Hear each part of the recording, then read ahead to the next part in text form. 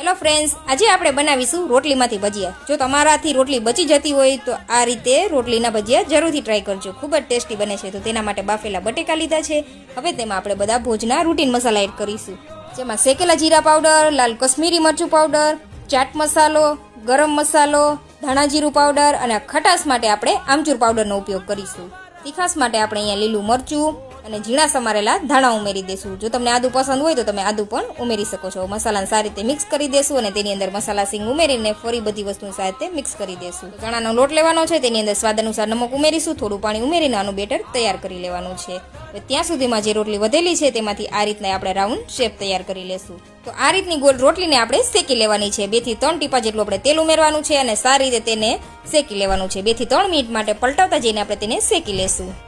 તો આ રીતની આપણી ક્રિસ્પી રોટલી રેડી છે. તો હવે જે ચટપટો મસાલો બનાવેલો તે 1 ચમચી જેટલો મસાલો આ રીતે આપણે ગોળ રોટલીના રાઉન્ડ છે તેના ઉપર લગાવી દેશું. હવે જે આપણે બેટર તૈયાર કરેલું હતું તેમાં ચપટી મીઠા સોડા અને અડધા લીંબુનો રસ નીચવી દેવાનો છે અને બેટરને આપણે સારી રીતે મિક્સ કરી દેવાનું છે. આ બેટરમાં 1 ચમચી આપણે ગરમ તેલ ઉમેરી દેવાનું છે અને એક જ દિશામાં 1 મિનિટ માટે ફેટી લેશું અને 1 ચમચી ચીલી ફ્લેક્સ ઉમેરી દેશું. તો બેટર તૈયાર છે. તો તેના ઉપર આપણે જે રોટલીના રાઉન્ડ તૈયાર કરેલા તે ઉમેરી દેવાના અને લોટમાં ડીપ કરીને આ રીતે આપણે ફ્રાય કરી લેશું. તો તૈયાર છે ચોમાસા સ્પેશિયલ રોટલીના ભજીયા. એકવાર તમે જરૂરથી ટ્રાય કરજો. રેસીપી પસંદ આવે તો લાઈક, શેર, ફોલો